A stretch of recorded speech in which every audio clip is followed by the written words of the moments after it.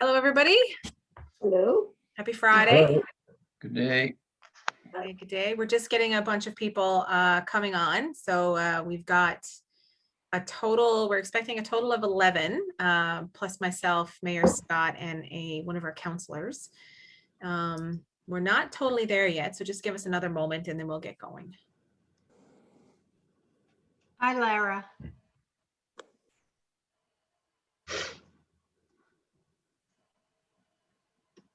I think she's muted, Mary. Yes.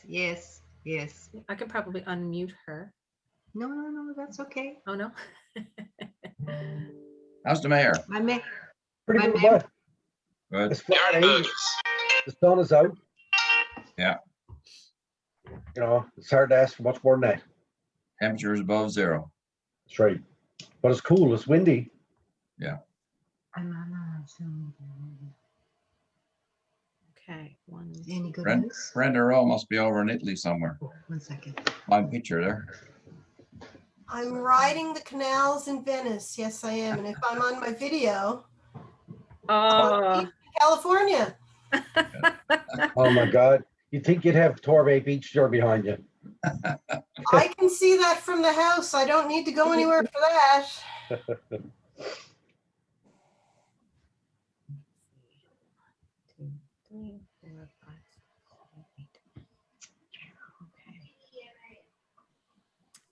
Well, I've got about 5 after 1, so we're going to get started, and then anybody else that's going to join in is just going to come on board. My name is Deanne Lawrence. I am the Economic Development and Tourism Officer for the town of Torbay, and we have Mayor Scott here with us today as well.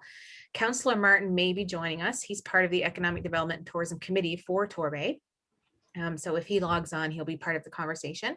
Just some housekeeping rules. We are recording this session, and the session, as well as some scribed notes and questions and answers, will be available on our engagement website, which is called mytorbay.ca. So in about a week or so after this session, the recorded version and the questions and answers will be available. And of course, I'm always available via phone or email if there's any questions or recommendations or feedback afterwards. I'll call you right away. I am going to mute everybody when the presentation is going on, just to allow for focused kind of train of thought when we're going through the proposed History House governing model. And then what I'll do is unmute everybody towards the end so we can enter into some kind of conversation and dialogue and go from there.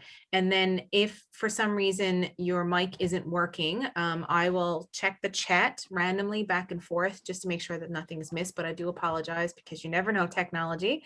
So hopefully nothing does get missed. And at this stage, do we have any questions? It's good. All good? Okay. So the first thing I'll do, let me see if I can mute all besides myself.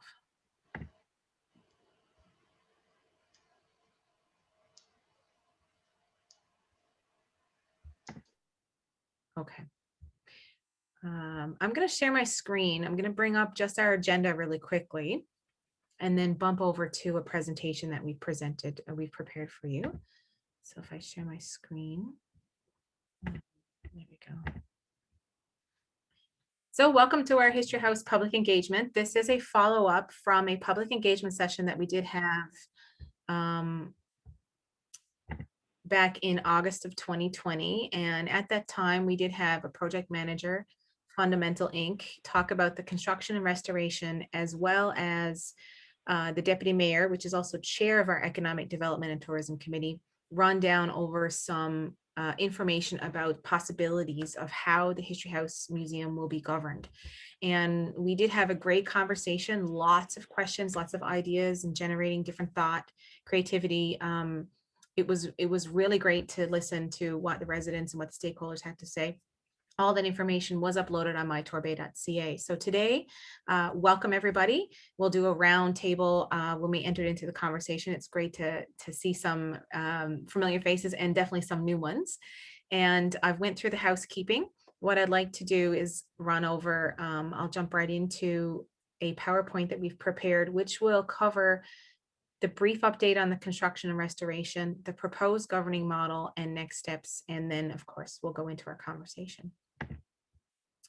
So let me just jump right into this.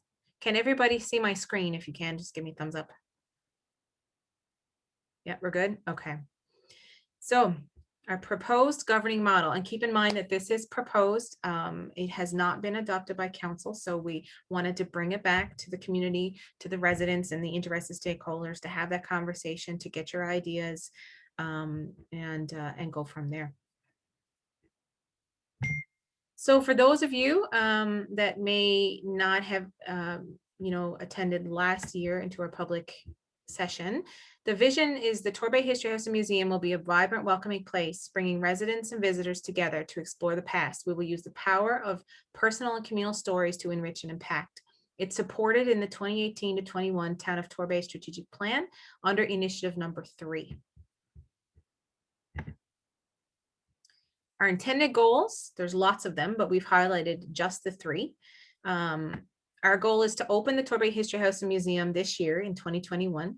Currently, the construction and restoration and interpretation is underway. Our goal is for this property to house the museum, collections and archives, generate revenue through rental agreements, programs and events, establish sustained partnerships and collaborations to achieve its vision, use by and for the community and visitors to the community, and to be the tourism beacon for Torbay, which can be an economic industry that is generated, or I should say, tourism is an economic industry that has generated over 1.5 billion in Newfoundland in 2019 alone. Our Yeah, goal, yeah. oh yeah, go ahead. Are we supposed to be seeing the PowerPoint right now? Can you see the PowerPoint? No, just we Okay. can see your document, the agenda. Oh, okay. Let me just see what I need to do here. Sorry, my apologies. I thought that maybe you could see that. Sorry. Okay. So if I go stop sharing.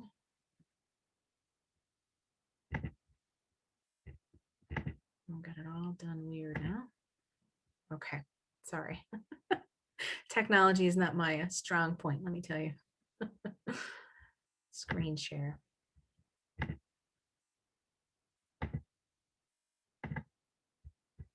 Is this better?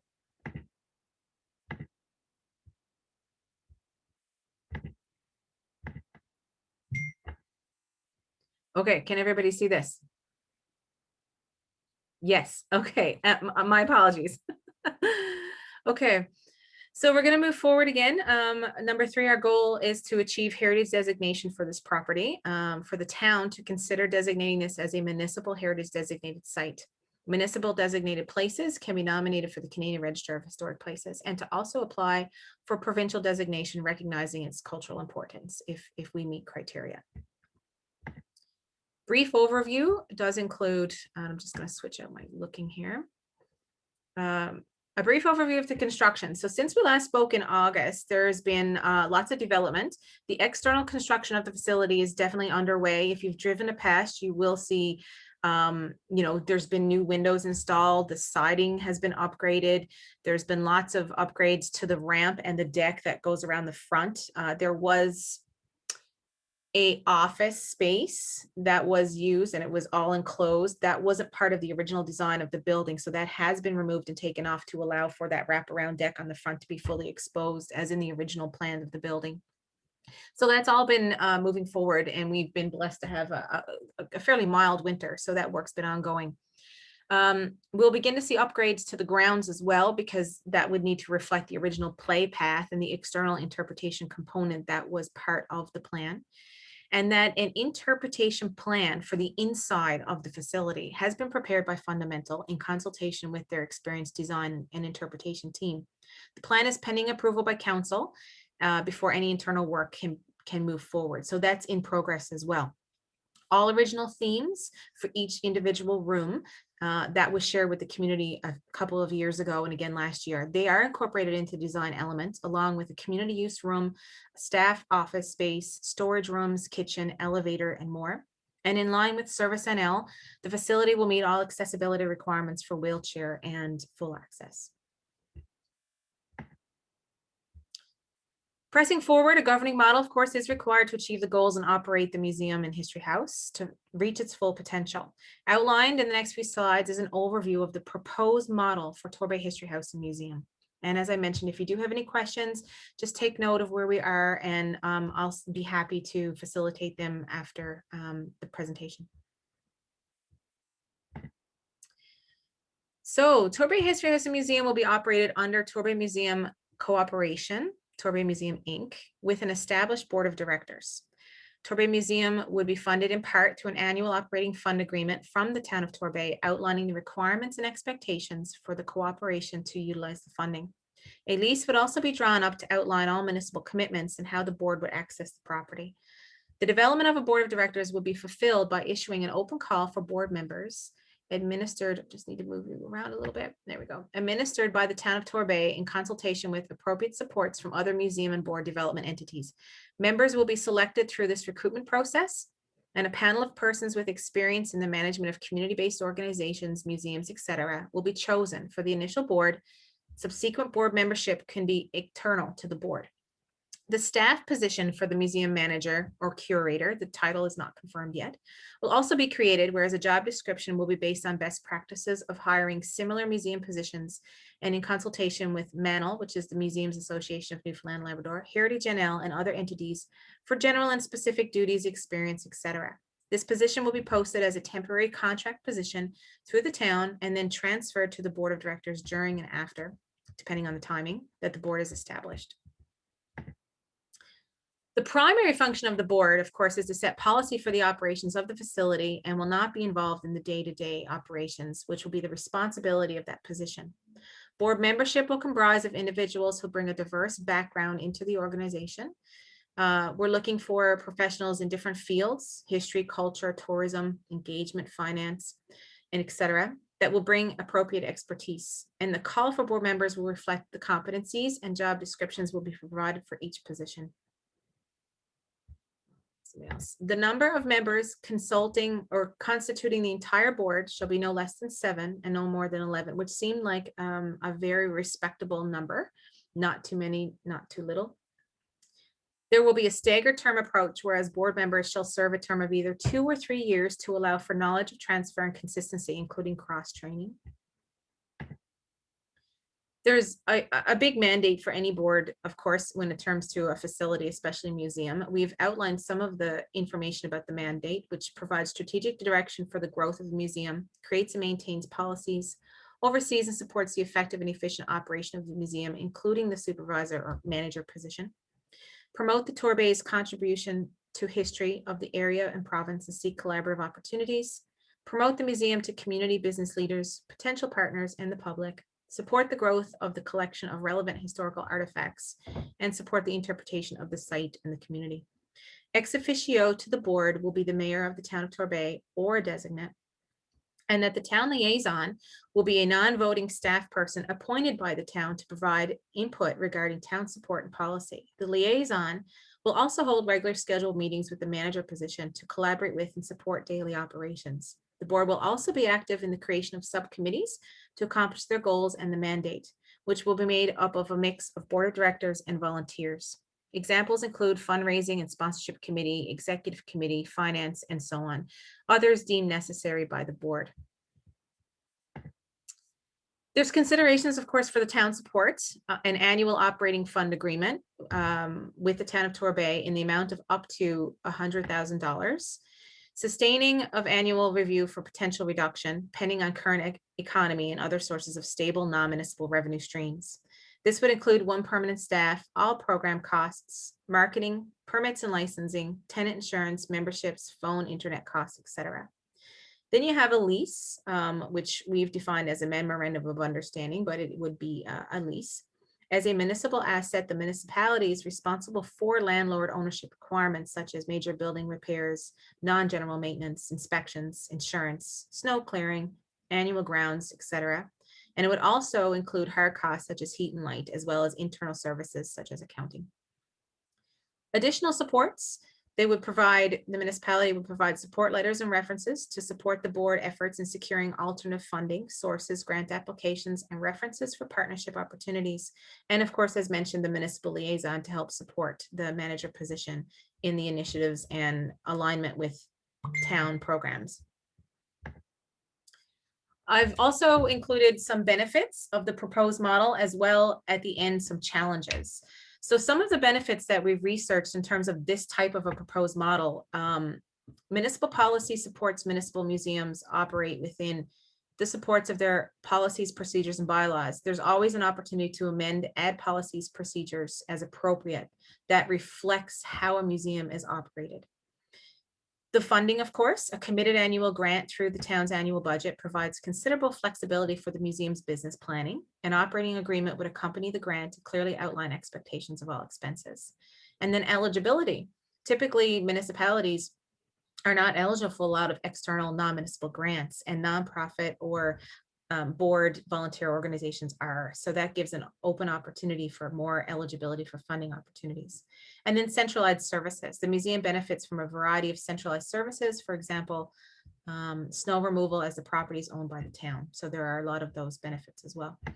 Moving on to a continued benefit, there is less of a risk to cut or remove the budget when an operating grant is in place to an external entity versus an internal budget item. Increased flexibility for branding, marketing, and promotional platforms, which allows for a very unique sense of identity to be fostered. And we really want this for Torbay History House. Increased social engagement when a museum is not run or operated by a municipality. So the autonomy is achieved through the board structure and better potential for community participation, which is fostering kind of the approach of for the community by the community. And development of a board brings more diversity in terms of leadership, expertise, and community voice. Lastly, some of the challenges that this model do propose is the overturn of board members due to burnout, lack of ongoing interest, other may result in delays in decision making. And you see that typically when it comes to volunteer boards. There can be difficulty to establish a well-diverse board from the community, and therefore persons outside of the community may be considered to fill the positions. The board will be held accountable through the annual agreement and the History House mandate, which can sometimes be overwhelming to people with little or no government background and experience. And the alternative funding, in addition to the annual grant, are not considered a consistent funding stream. So there's always a risk that those applications are declined, causing a ripple effect in the program delivery and operations. So that concludes the more formal process. I'm going to try and make you guys a little bit bigger. I'll stop share and then unmute everybody. Let's see. How do I unmute all? I think you have the opportunity to unmute yourselves as well. Done. I see a button to mute all, and I apologize, I don't see a button to unmute all. It's probably best to let whoever's going to speak put their hand up, and then they can unmute themselves, because if we get into a case where everybody's unmuted, then it can get tangly that way. Great. That's just my suggestion. Okay, so I have Shirley, I believe you have your hand up. That's correct? Okay, just a second. I will unmute. Here we go. So you should be able to unmute yourself there now, Shirley.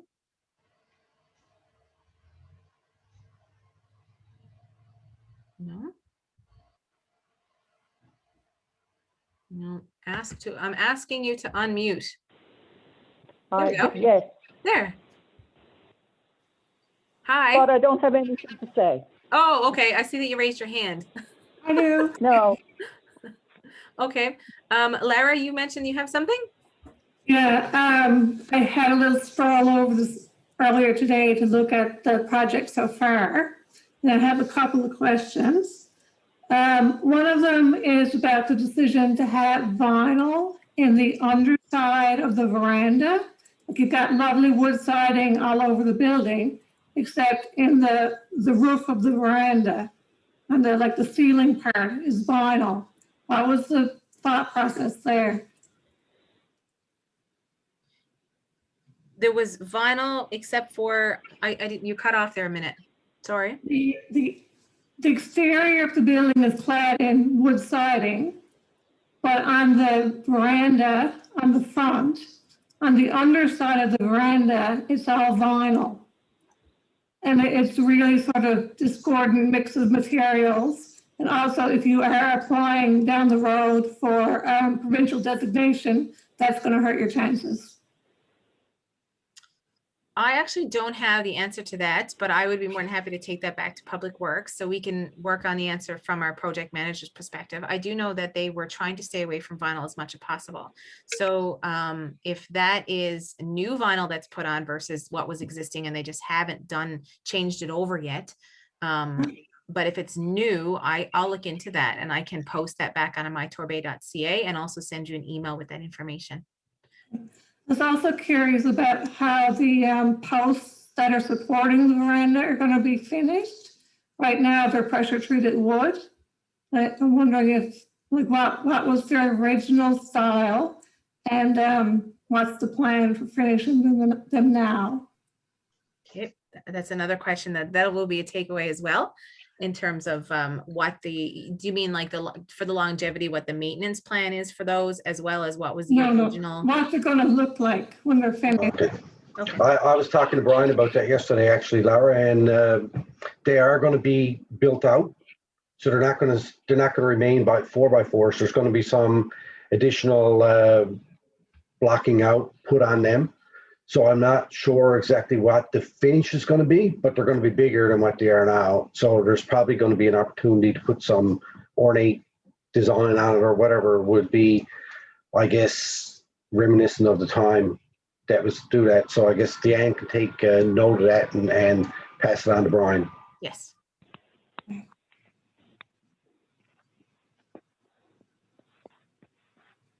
just want to comment on that as well. There was a picture I provided to the town, Deanne.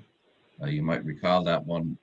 It is the front of the house with gold veranda Yes. on that, and it is, like Mayor said, some decorative designs. If you could, have a look at that and see if you could match it well, might be good. Yes, we have, when you sent that, thank you for that. When you did send that, we provided that to the project manager. So they do have that. I know a lot of it does come down to any type of skill of local or contractors that are in our province, if they're able to do that type of work. And of course, in line with what we need to do at a minimum to try and achieve heritage designation, because there would be a requirement for the aesthetics on the outside of the building as well as the inside. So I'll revisit that. Actually, I'll bring that forward as well, just to remind them that we do have this photo, which is trying to find photos of that building are very hard because the church was on the, that was the one that was photographed more. So that's one of very few that we've been able to find and bring to the project manager for consideration.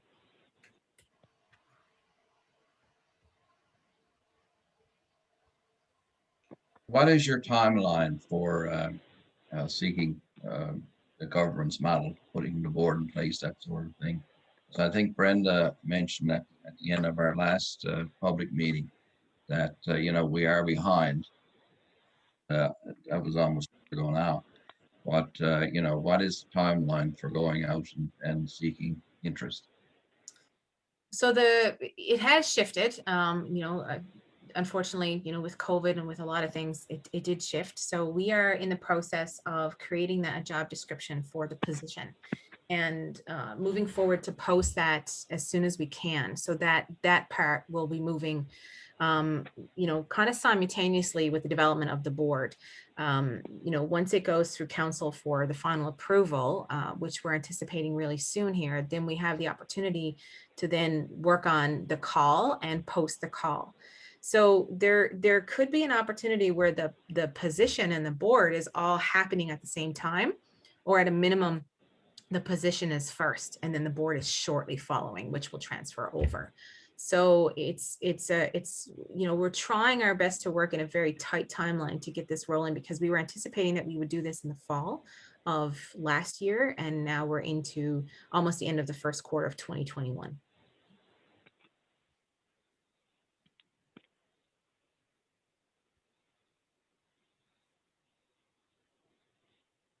Okay, Brenda, are you able to unmute yourself? Great. So you don't really have a very clear timeline other than as soon as possible for when you're going to have the call for proposal for board members to go out. Is that correct? Mayor Scott, do you have anything to add to that you might be aware of from Committee of the Whole? I would suspect that right now this meeting, so we can receive feedback, and then we're going to move forward with adoption of the board model, the operational model, I guess, that we're looking at for the History House. And once that is done, then I suspect we're going to go out right away. So we're probably talking in the next couple of months, I'm sure. And then if not sooner. And that position, we want to get that hired as soon as possible so they can start giving us input onto the inside of the museum and start to give some thought to programming. So I mean, I don't see any roadblock right now. We were working on this to get the model, and we were, I guess, looking at 2 different model types. And this is the one that council has decided on. And once we take the feedback from you guys today, then we're going to go back and committee will go through it and it'll bring forward to council meeting for adoption. It won't be this Monday night meeting, but it could be next meeting. Yeah. I'm thinking it will be. So it's the 19th, our next meeting is the 22nd. I would expect it will come forward at our April 5th meeting for adoption by council.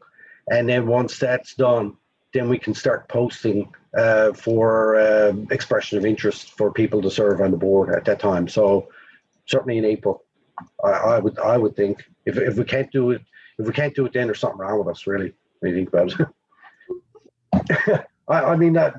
To that now. That's about an honest answer as I can give you. Yeah. If we can't turn this around in a month, there's really, I'd have to question how come we can't.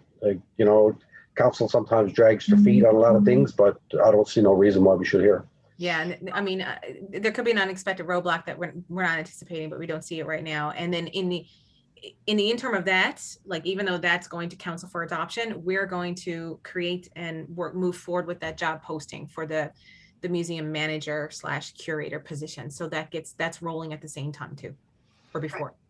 Okay. Yeah, right. So the adoption of this model is not going to prevent us from moving forward and being, as soon as this is adopted by council, being ready to post that right away and the job and have everything happening. Because this Monday night coming, we're going to be moving forward with the construction of the interior. So we don't want to slow down for anything now. We're after making a lot of progress, and it looks good. And I was up there yesterday and walked through the house, and we're really excited that it's at the point it is now. But we don't want to slow down now. We want to keep moving. Okay.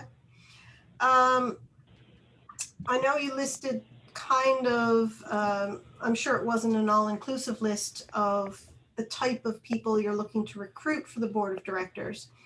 But one thing that was glaringly obvious to me, and probably because it's part of my day job and what I do on other boards as well, but you did mention it several times after that, was how important the policy was, but you didn't list that you should have somebody that's familiar with policy on the board itself. Very good to bring that up, Brenda. Or are you finished your question? Sorry, I didn't mean to cut you off. No. There was that. And I also noticed that there was no mention of risk management. And I don't know, again, where there's going to be some involvement and support from the town of Torbay, maybe they already have somebody on staff who deals with risk management. But as a board of directors, you really you should have somebody or access to somebody who is well-versed in risk management as well. And the other one that jumped out at me was you should have somebody who has experience in grant writing. Yes. Not just the fact that somebody is a good writer, but experience in actually applying for different sorts of grants would be. So what we did was for this presentation, we kind of summed it up because, I've been working with, a 30+ page document in terms of all the details of the board composition and the policies, and even some generalized museum standards in terms of like benchmarking the admission prices and the possibilities, what the emergency evacuation process is, all of those things. So when council was provided the information about some of the competencies and some of the experience that the board should have, it was I know you it's a long list of things. It does include collection and museum management. It does include risk management, curatorial exhibit program development, archival library visiting services, legal human resource planning, grants and or fundraising, sponsorship development, revenue generation. So it is pretty detailed. We just didn't provide that list for this PowerPoint for basically just to kind of package it up to get the conversation starting. And I'm glad you're thinking about that and bringing that up, because that will be when the model does go to council for adoption, that will be included in all of the information that's in the council package. Okay. The board size looks good to me. 7 to 11 is a fairly standard sized board. Once you go past 11 or 12 people, it starts to become unwieldy. Depending on how you set the governance up of whether or not the chairperson is allowed to vote, or if they're only allowed to vote based on a tie, it's always good to have an uneven amount, if possible, on the board, so that works. The succession planning, a 2 to 3 year term is fine as well. I've been involved with a bunch of boards, not so much burnout, but sometimes just with volunteering in general, getting people to volunteer is more of the struggle as opposed to the burnout side of things, from my experience anyways. But yeah, once you get them in there, if you got people interested, generally you're all right. You know, people's circumstances change and all that good stuff as time goes on. And what we also talked about was, if you are volunteering on the board, we discussed, what the benefits of volunteering with the board were. And it was everything from, attending volunteer training opportunities that would be provided, potentially free admission, or extending it to your family for free admission, attending, participating in development delivery programs. So we added some of the benefits of what the volunteering could look like, but of course that would be molded a little bit more when the board is developed. Yeah. Mm-hmm. Brenda, I think to your point about burnout and stuff, from my experience, and I'm sure everybody around here that volunteers, that if you want to get somebody to volunteer to do something, look for the busiest person you can find, because those are the people that step forward to volunteer and they're willing to help, right? So that I don't think that old adage has changed. That it's people who volunteer, typically they volunteer at multiple things and they're really busy all the time. So that's I think it's a good thing, but it's something also that we need to be wary of, for sure. Mm-hmm. Yep. That's all I had. Thank you. Thank you, Brenda. Thanks. Lara?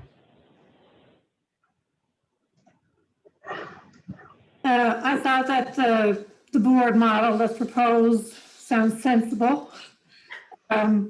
It's the right combination to me of board independence and support for the municipality. So, not speaking on behalf of the group, but from my own perspective so far, that sounds great. Okay, good. I was wondering about the curator position. Is that envisioned as a seasonal thing, or a year-round position, full-time, part-time? Great question. It's looked at as a permanent full-time position that would work year-round.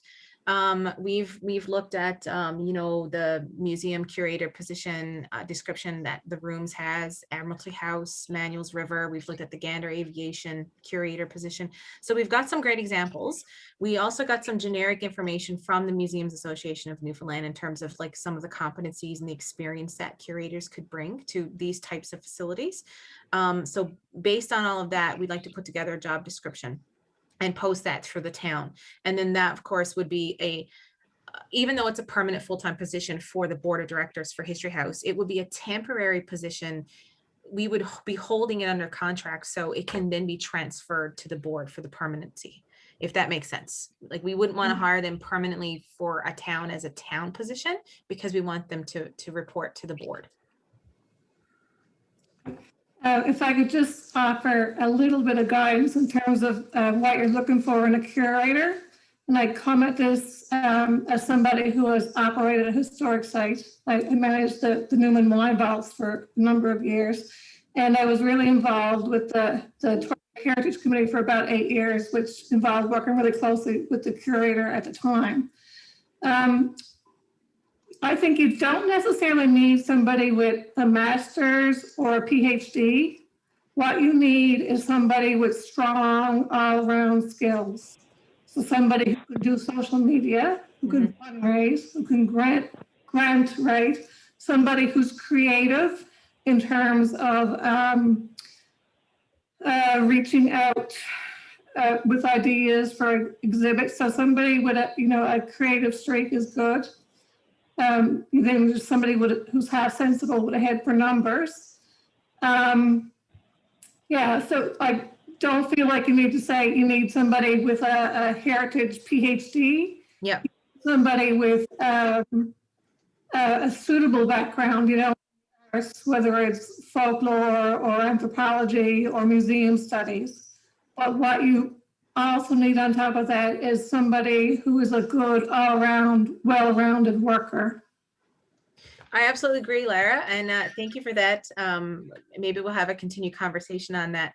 I worked in several museums, and I worked for the Alberta Historic Sites in probably for about 6 years when I lived in Alberta. Prior to that, I worked at Cupid. So I absolutely agree. I think a more well-rounded, full of different skills, some, extensive, probably experience in several different areas to bring forth somebody that's going to really shine and bring History House forward to full success. So I absolutely agree. I will take your consideration for sure. I think it's really important that we put something like this into a job description.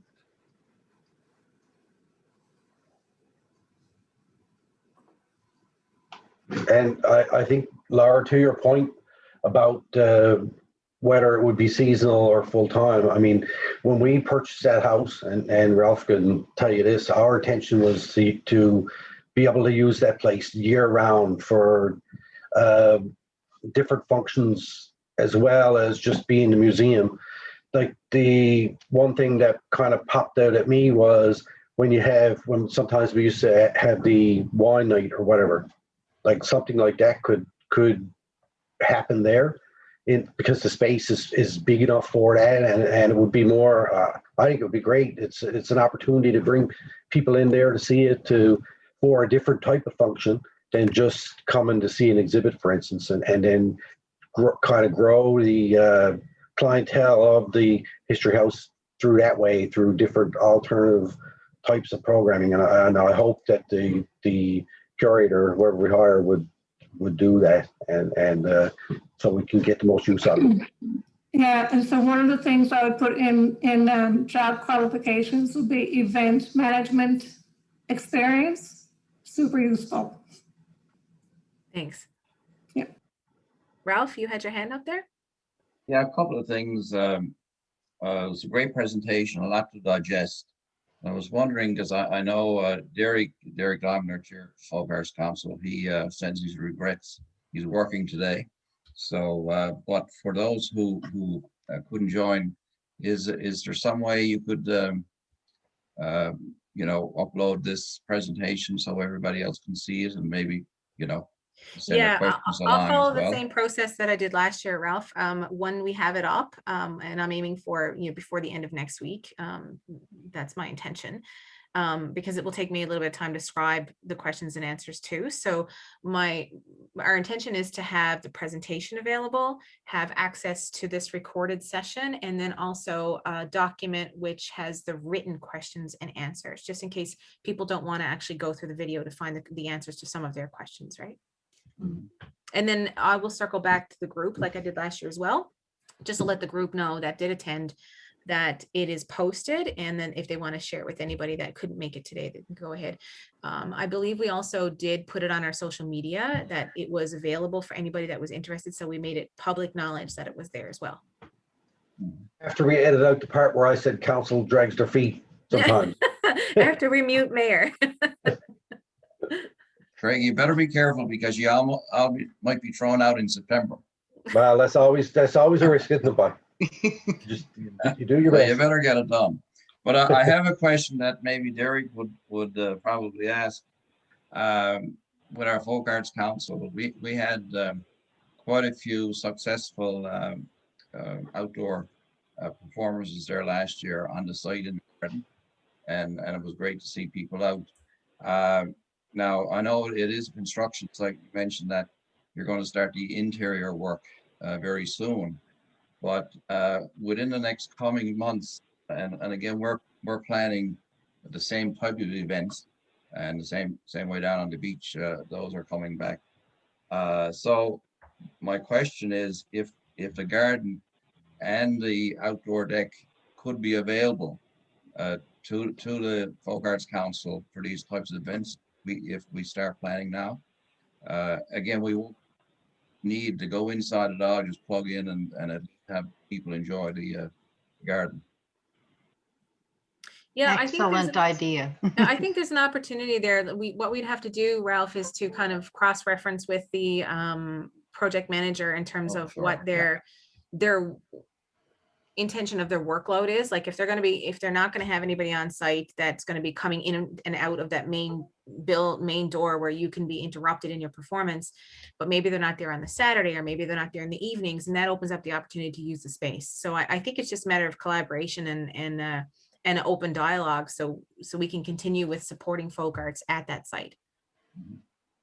And that deck is an excellent performance location. It's up nice and high, and it's really deep, right? It's great. I was looking at that yesterday. Oh, Paula has her hand up. Hi, Paula. Hi, everybody. I didn't think I was going to say anything, but I'm hearing about this manager who's going to be an amazing person. And I've been in projects that I've been the manager or the coordinator, and the idea of having an assistant, have you thought about that? Because there's so many moving parts and pieces. And if you have a support person, you just talked about how you're going to have to scribe question and answer. So anybody who has, if there's money or inclination for this person to have an assistant, I think that would be the way to go. And I might have missed that, but I'm just tossing that out there. Yeah, thank you for that. Boy, oh boy, I'd love to have an assistant. The model proposed right now in terms of the operating funding opportunity from the town can potentially only support the one permanent position based on whatever that salary is going to be. Then there's great opportunity. When I spoke with Admiralty House and a lot of the things that they do in terms of looking for external funding to help support temporary or contract positions, that would offset some of those duties and responsibilities, whether it's a summer staff position or a temporary assistant. So we will help support, the town liaison will help support that permanent position in doing some of that, as well as trying to recruit money, external non-municipal money to get some paid positions in the museum. And, a year or two out, or if there's a lot of overwhelming, non-necessary, level of stress on that position, then there may be an opportunity then for the town to go back and reflect what's in their annual operating agreement in terms of the funding that they can provide, and that maybe that position would be created from within from that point. And just one quick follow-up is, am I still in? Good. Yes, you are. Yeah, Yep. Just the idea of, you never know when you reach out, somebody wants to be 3/4 time and would take a 3/4 time to have a 1/4 time assistant. So just kind of feeling people out as you're interviewing them, because that brings richness when that happens. So if I'm not recording and typing the minutes because I'm so busy doing, some major things, there's a psychological thing there. So just tossing that out there. Thank you. Thanks for that. To your point, there's a lot of opportunities that comes to the town every year for student employment that we don't necessarily avail of, simply because of union contracts and things where we can't just bring people into certain positions. So we typically get them for recreation type programs, but there's a lot of times students looking for work that that we could probably point them in that direction, because we wouldn't have those barriers, right? So everything, I guess everything can be looked at. Excellent, yes. Yeah, I just know in my experience, well, I worked at Department, what is it called these days? Immigration, Skills and Labor. It changes so often, It Brenda. changes so often. It was HRLE when I worked there. Anyways, they offer the summer employment jobs. Torbay Folk Art Council has availed of that for the last couple of years ourselves. So there's opportunities for summer students, but there are also other not-for-profit organizations within Newfoundland that I'm also involved with that offer opportunities that may be a good fit for the Torbay History House as well. So there are plenty of opportunities, not necessarily just for summer That's right. work as well. And you may have people who are doing programs that want to put in some volunteer hours that would be applicable to their course of study that we don't necessarily have to pay for. I do like to pay for people whenever we can, but you know, it is a not-for-profit, which does lead itself to volunteerism. So there's all kinds of ways to enrich the program through different people that way, right? And there's work term students. You can even get a business work term student that might potentially be a good fit for whatever we're doing, right? Especially grant writing and things like that. So there's lots of opportunities year round.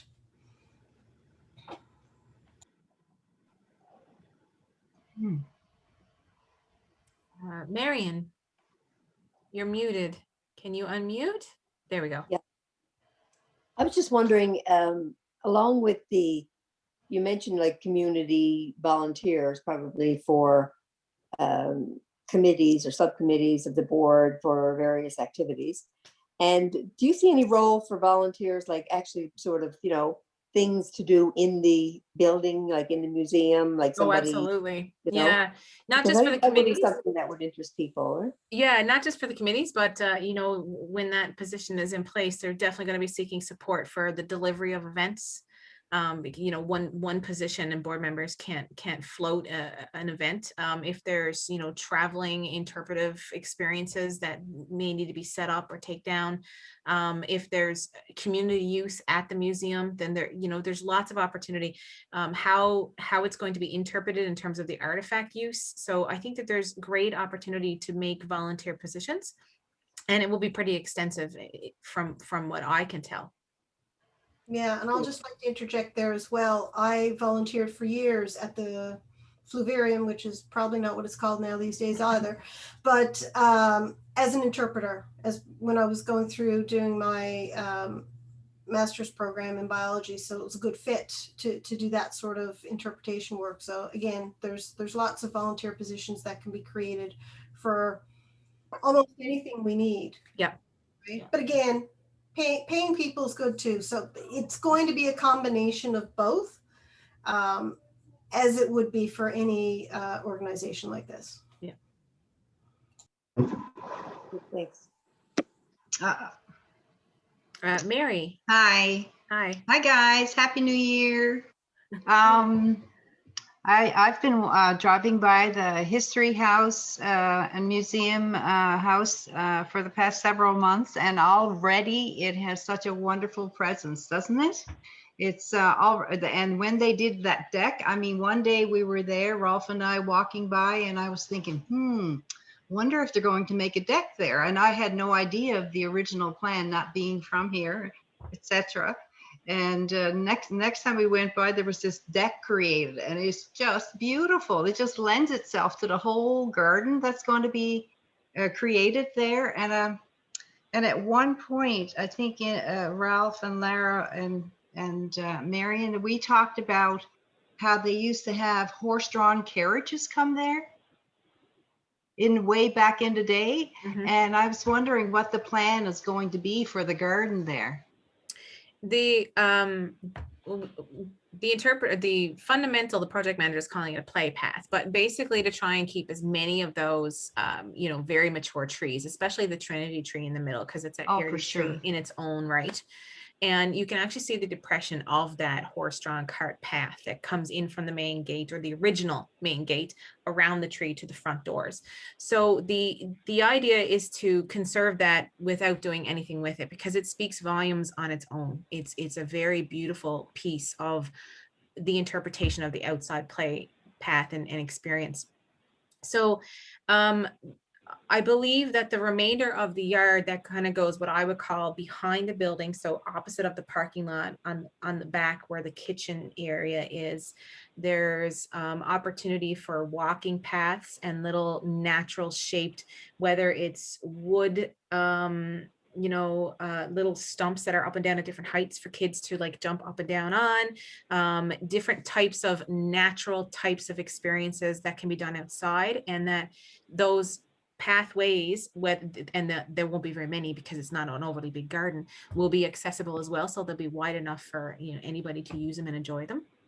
But the Sounds actual lovely. middle, the Trinity tree and the depression in the ground is to be purposely left. So and then that way that can be interpreted as well, because if we ever find photos of the horses and the carriage, or if we wanted to reenact that, maybe if there's a wedding and they, come to History House and get pictures next to it, there's great opportunity there.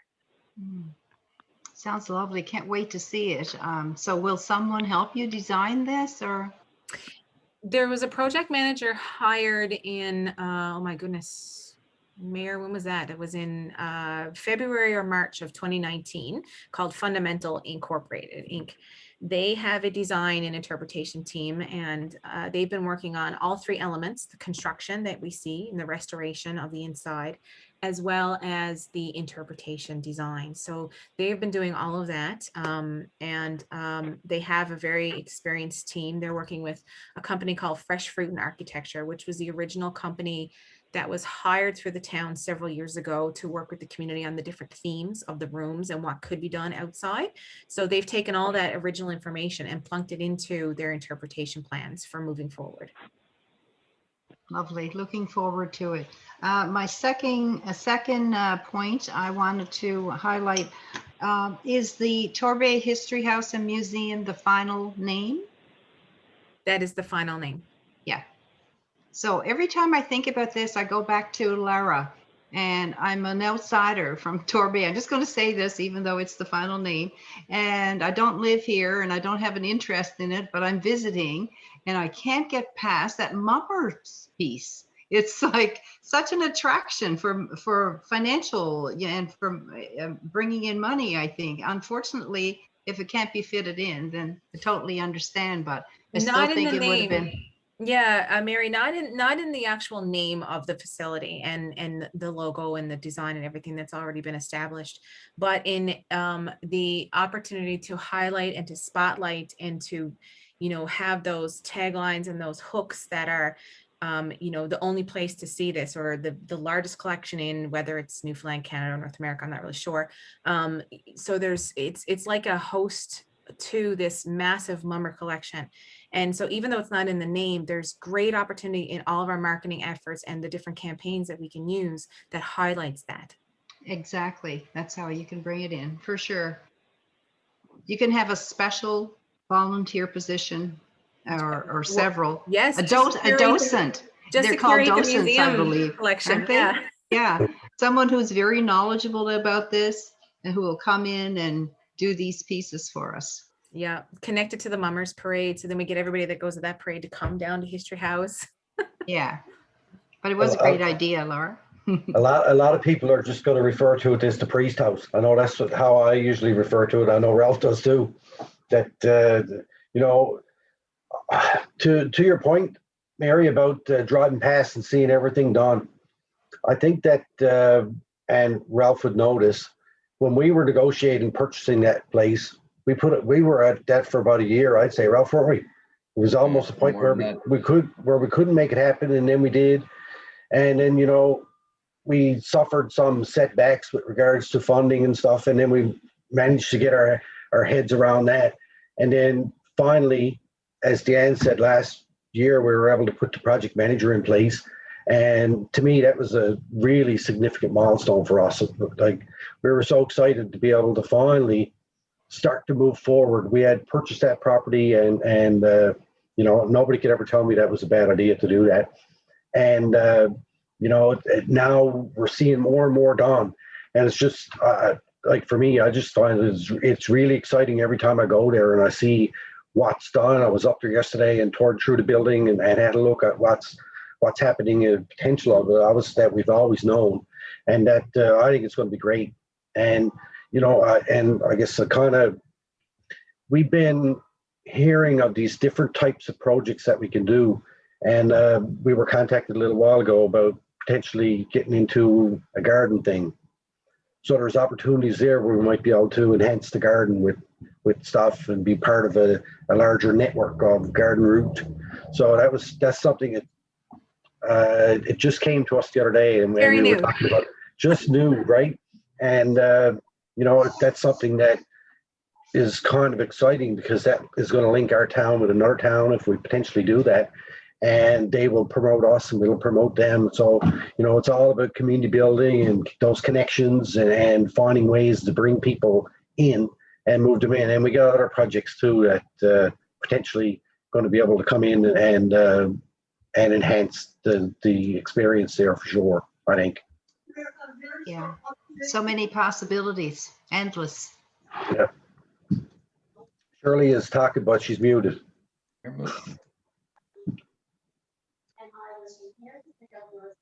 Shirley, we can't hear you if you're talking to us.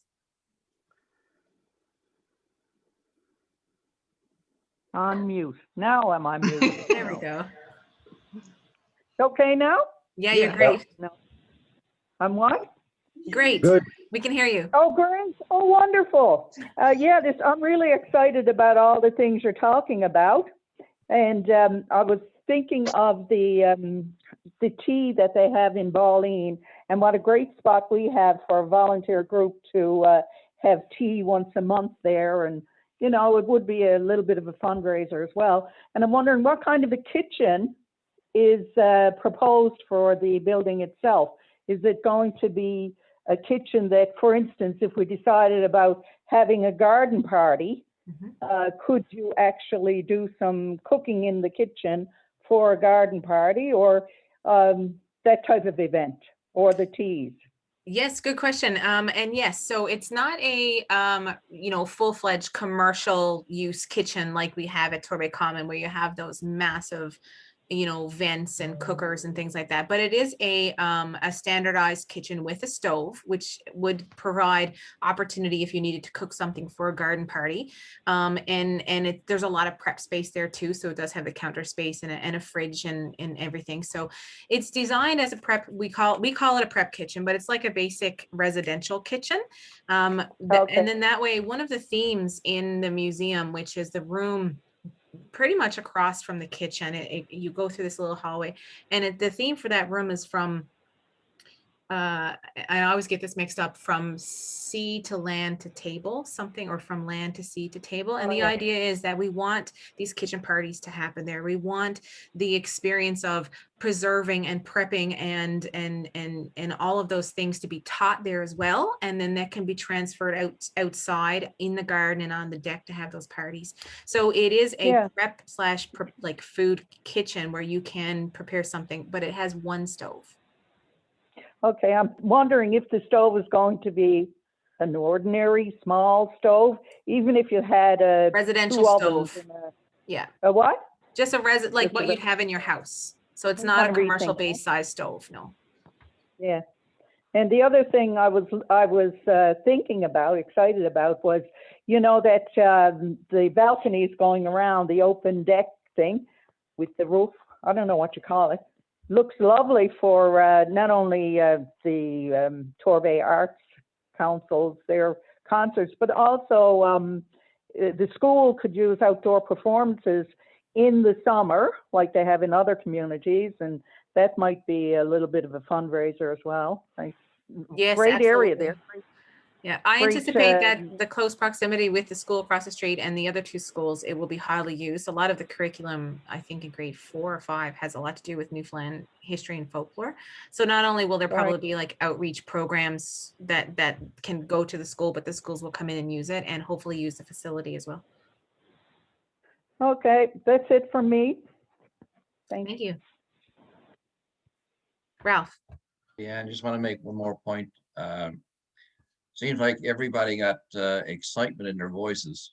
Can't wait for this to happen. And I think the board and the committees are going to be very, very busy. And I'm sure the mayor, you know, in my term over there, we talked about this. I had a farmer come to me and he said he got all his agriculture farm related machinery, you know, that dates way back. I had another guy, another resident who's involved with aviation restoration. I'm sure you know who that is, Craig. He says, you know, he's working on things that, and again, with Torbay Airport, that's the link there with aviation. So we're going to run out of room pretty soon. That's the point of leading Well, up to. I would assume that the museum would create, you know, a donations policy because you can't take Oh, everything. yes, you got to have a Um, collections policy. You Yeah. have to have a collections policy and you have to be able to like, you know, if some of the things need to be deascensioned or removed from archives or gifted to another museum for a traveling exhibit, like all those things need to come into play. There is another theme in that museum that will be Torbay and the world. So it does, you know, talk about, there's different elements of years past, but the airport and the airways is definitely one of them for sure. And then there's another one about it's not community roots, but it goes along with the fishing and the farming and the agriculture. So, you know, I'm sure that once it's up and running, there might be, if the collection's not big enough already, which I'm sure it is, there might be a call for some new artifacts to add to the collection. Just related to that, Deanne, another thought. Obviously, everything is in storage now, but when it comes time to move things back, you know, you may need volunteers, or is there some plan as to how that might roll out and where things go? And I'm sure some stuff will still stay in storage. Yes, so I could tell you the plan of how we moved it because everything was in History House and we did have to move it off-site in order to continue with the plans. So nothing got damaged. So everything went into storage facilities and that was done through our project manager. So that was part of their work, that they would organize this and have this contracted. So everything was securely and safely and very carefully moved over to storage. There are several areas in that facility that can offer storage. One, of course, is the basement for anything that isn't of certain value that can be down in a basement, but that's probably going to be minimal. But on the second level, the larger of the three big rooms is a storage room, which will have full, you know, based on the accessibility and service NL requirements, have full shelving and the appropriate storage units for documents and sensitive materials. A lot of the furniture that was in that building is being used in the rooms. Like for instance, the research room will have some of the traditional table and chairs and things. The land to sea to table will have a table that was part of the collections as an aesthetic visual as part of the interpretation. And then the garage is staying on site as well. So there's opportunity there to maybe do something with that moving forward for extra storage. If the collection then extends past that, then I think that the board will have to consider what it looks like in terms of a storage unit or some sort of off-site storage. Moving it back though to that point, I don't know what the plan is. That might be part of the project manager's contract, Ralph. I'm not sure. I'd have to get back to you on that one.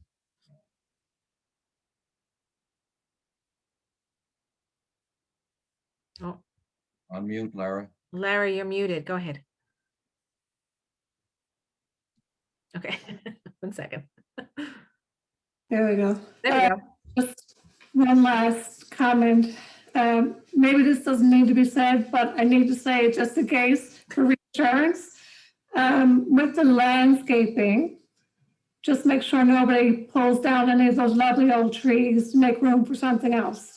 That's right. The plan is we were very, very forward with our project manager. None of those trees come down unless they peed, you know, a safety issue There is one tree, I think it's around, not where the main original doors are, but around the side, that is very close to the facility, and it's bowing in. That may need to, if they haven't already, they may have already kind of cut that down a little bit without removing it. So there was one that I'm aware of, but the rest I don't think had any.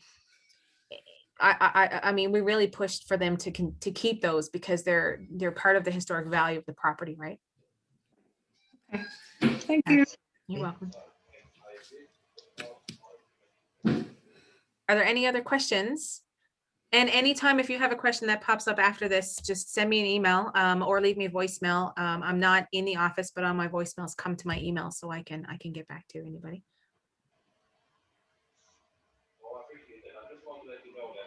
No. Oh, Shirley, do you have anything? No, I think she logged off. Well, thank you, everybody. Thanks for That's attending. Shirley's answer.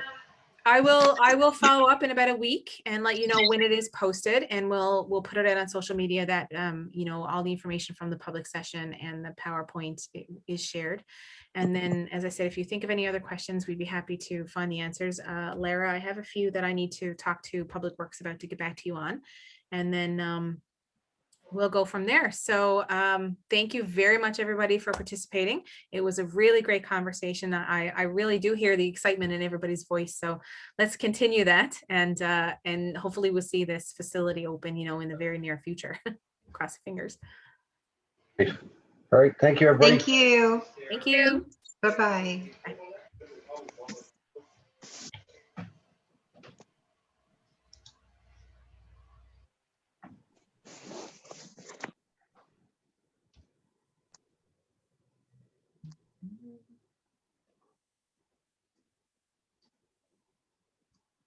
We just have Shirley left on.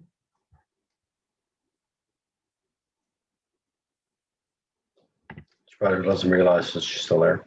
Anyway, this was good. Thank you. Yeah. Do you think it went good? I think it went good. Yeah. Awesome. It's all good. All right. All right. Take care. Okay. All right. Bye.